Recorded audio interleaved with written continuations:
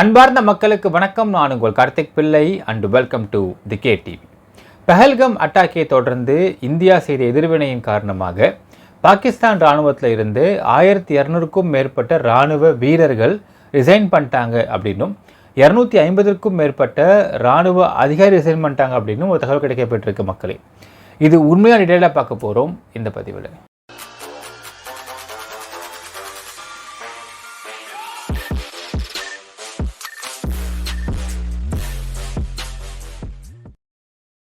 காஷ்மீரில் இருக்கக்கூடிய பஹல்கம் அப்படிங்கிற இடத்துல 26 சுற்றுலா பயணிகள் அவங்களுடைய மதத்தை கேட்டு சுட்டுக் கொல்லப்பட்டார்கள் பயங்கரவாதிகளால். இப்போ இந்த பயங்கரவாதிகளை யார் ஊக்குவிக்கிறாங்க அப்படிங்கிறதை பார்க்கும் பொழுது பாகிஸ்தான் தான் ஊக்குவிச்சுட்டு இருந்திருக்கிறாங்க அப்படிங்கிற தெரிய வந்திருக்கிறது. லஷ்கர் இ தொய்பாவுடைய ப்ராக்சி அமைப்பான ரெசிஸ்டன்ஸ் ஃப்ரண்ட் அப்படிங்கிறத வேலையை பார்த்துருக்காங்கன்னு தெரிய வந்திருக்கிறது. இதை தொடர்ந்து இந்தியா செய்த எதிர்வினை அப்படின்னு பார்த்தீங்கன்னா எல்ஓசி லைன் ஆஃப் கண்ட்ரோலில் வந்து நம்மளுடைய இந்தியன் ஆர்மியை வந்து நிப்பாட்டியிருக்கிறோம். அதே மாதிரி உங்களுக்கு ஐஎன்எஸ் விக்ராந்த் ரெடியாக இருக்குது, ஏர்ஃபோர்ஸ் ரெடியாக இருக்கிறாங்க. இவங்களுடைய எதிர்த்தாக்குதல் முக்கியமாக இந்த எல்ஓசியில் there is something called ceasefire அக்ரிமெண்ட்னு சொல்லுவாங்க மக்களே. அதாவது 1948 போடப்பட்டது, பின்பு 2021 புதுப்பிக்கப்பட்டது.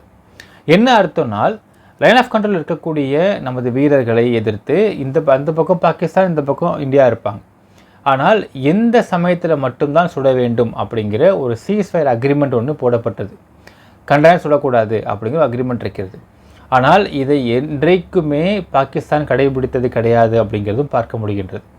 இப்போது ரீசண்டாக இந்த சீஸ்ஃபயர் அக்ரிமெண்ட் அப்படிங்கிற எந்த நேரத்தில் மட்டும் சுடணும் அப்படிங்கிற விஷயத்தை எதிர்த்து பாகிஸ்தான் இராணுவம் இந்திய இராணுவத்தை பார்த்து சுட்டது. அதன் எதிரொலியாக எல்ஓசி இருக்கக்கூடிய நமது இராணுவ வீரர்கள் எதிர்த்தாக்குதல் செய்தார்கள். எதிர்த்தாக்குதலுடைய வீரியம் படுபயங்கரமாக இருந்துச்சு அப்படிங்கிறதே பார்க்க முடிகின்றது. அது மட்டும் இல்லாமல் சிந்து நதியை வந்து ஸ்டாப் பண்ணது, அதே மாதிரி ஜீலம் ரிவர்லேருந்து திறந்து விட்டு அங்கே வெள்ளம் வர வைத்தது, இது எல்லாமே இந்தியா இந்த ஒரு சமாச்சாரத்துக்காக பயங்கர கோபமாக இருக்காங்க அப்படிங்கிறதை பாகிஸ்தான் புரிந்து கொண்டாகிவிட்டது. இதன் தொடர்ச்சியாக பார்த்தீங்கன்னா இதில் ஏகப்பட்ட குளறுபடி சிக்கல் இருந்திருக்கிறது.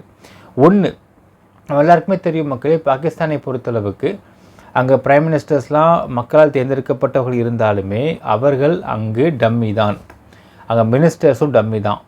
பாகிஸ்தானை பொறுத்தளவுக்கு அங்கே இருக்கக்கூடிய பாகிஸ்தான் இராணுவ தளபதியான சையத் அசீன் முனீர் அப்படிங்கிறவர் தான் அங்கே எல்லாத்தையும் கண்ட்ரோல் பண்ணக்கூடிய ஆளாக இருக்கிறார். கொஞ்ச நாளைக்கு முன்னாடி இந்த பிரச்சனை வந்து பயங்கரமாக தலை தூக்கி இந்த சமயத்தில் இந்த இராணுவ தளபதி அவர் குடும்பத்தை மட்டும் சேஃபாக யூகேக்கு அமுச்சு விட்டார் அப்படிங்கிற தகவல் வெளியாச்சு.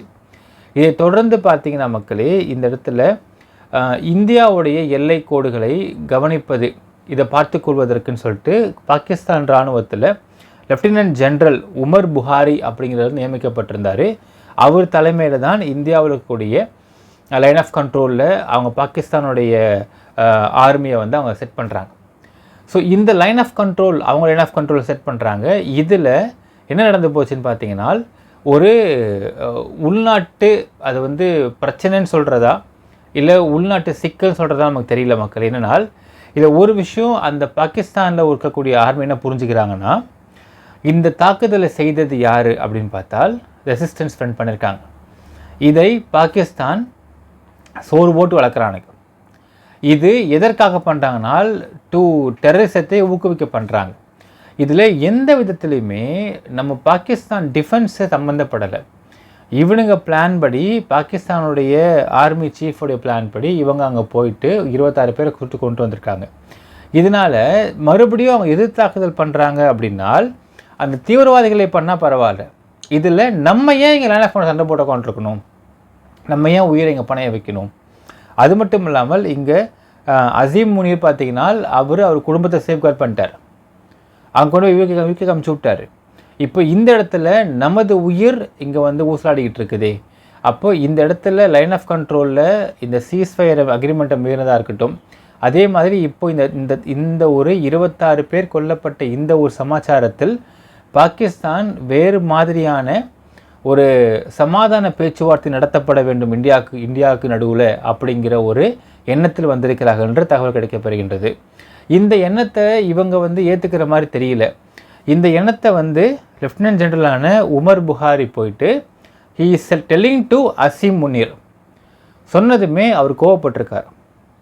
கோவப்பட்டுட்டு அதெல்லாம் முடியாது, நான் சொல்கிறத மட்டும் செய்யுங்கன்னு சொல்லி சத்தம் போட்டிருக்காராம்.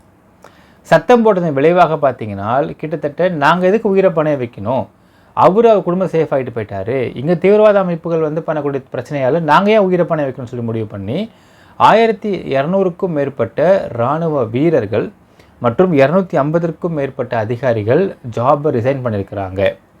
இப்போ இந்த ரிசைன் பண்ணதுக்கு ஏகப்பட்ட காரணம் கற்பிக்கப்படுகின்றது. ஒரு இடத்துல பார்த்தீங்கன்னா காஸ்ட் கட்டிங் அப்படிங்கிறாங்க பாகிஸ்தான், ஆனால் இன்னொரு இடத்துல நாங்கள் ரிசைன் பண்ண சொல்லவே இல்லை அப்படிங்கிறாங்க பாகிஸ்தான். ஆனால் காஸ்ட் கட்டிங் அப்படிங்கிறதை இந்த மாதிரியான போர் சூழலை பண்ண மாட்டாங்க அப்படிங்கிறது எல்லாருக்கும் தெரிஞ்ச ஒரு விஷயம்தான். ரெண்டாவது பார்த்தீங்கன்னா இந்த சமயத்தில் இந்த மாதிரி இன்டர்னல் பாலிடிக்ஸுக்கு ஒரு சரியான தீர்வு காணாமல் இருந்த சையத் அசீம் முனீர் இன்றைக்கு இதாவது ரிசைனேஷனில் கிட்டத்தட்ட 4 நாட்களாக இந்த ப்ராசஸ் போயிட்டுருக்கு. இவ்வளோ பேர் ரிசைன் பண்ணுறாங்க. இவ்வளோ பேர் ரிசைன் பண்ணதுக்கு பிறகு அந்த பாகிஸ்தான் இராணுவ தளபதியான சையத் அசீம் முனீர் தலைமறைவு எங்கன்னே தெரியல. ஸோ ஒரு பதுங்கிட்டாருன்னு சொல்கிறாங்க அவரை பற்றி விசாரிக்கும் பொழுது. இப்போது அவர் குடும்பம் சேஃபு, இவரும் சேஃபு. இப்போது பாகிஸ்தான் மக்களை காப்பாற்ற போகிறது யார் அப்படிங்கிற ஒரு பெரிய கேள்விக்குறி வந்துச்சு. இது மட்டும் இல்லாமல் நேற்று முட்டாள்தனமான வேலையை பார்த்துருக்காங்க பாகிஸ்தான். என்னென்னு பார்த்தீங்கன்னா இங்கே சிம்லா ஒப்பந்தம் இருக்க மக்கள். இது என்ன ஒப்பந்தம்னு பார்த்தீங்கன்னா இந்தியா பாகிஸ்தான் பங்களாதேஷ் இந்த பங்களாதேஷோட பிரிவு, இந்தியா பாகிஸ்தானோட சண்டை, இதுக்கெல்லாம் பிறகு இந்திரா காந்தி அவர்கள் பிரதமராக இருந்த சமயத்தில் சிம்லாவில் உட்காந்து ஒரு ஒப்பந்தம் சைன் பண்ணாங்க வித் பாகிஸ்தானோட பிரதமர் கூட சேர்ந்து. என்ன இந்த ஒப்பந்தம்னு பார்த்தீங்கன்னா இதற்கு மேலே பாகிஸ்தான் ஃபஸ்ட்டு அந்த சமயத்தில் அந்த போர் நடந்த சமயத்தில் பாகிஸ்தானுடைய இராணுவ வீரர்களாக இங்கே பிணை கைதாக இருந்துட்டு இருந்தாங்க.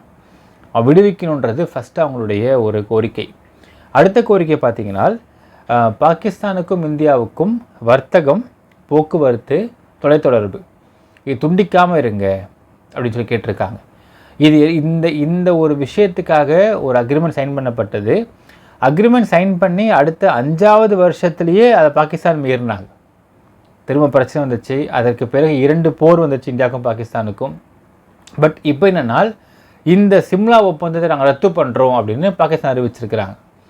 இது ரத்து பண்ண போகிறேன் அப்படின்னு இவங்க சொல்லாமல் பல முறை செஞ்சுருந்தாலும் இப்போ ரத்து பண்ண போகிறேன்னு இவங்க ஓப்பனாக சொல்கிறதுனால இது பாகிஸ்தானுக்கே வந்து எதிராக அமைய போகின்றது அப்படிங்கிறதை புரிந்து கொள்ள முடிகிறது. ஏன்னால் 3 விஷயம்.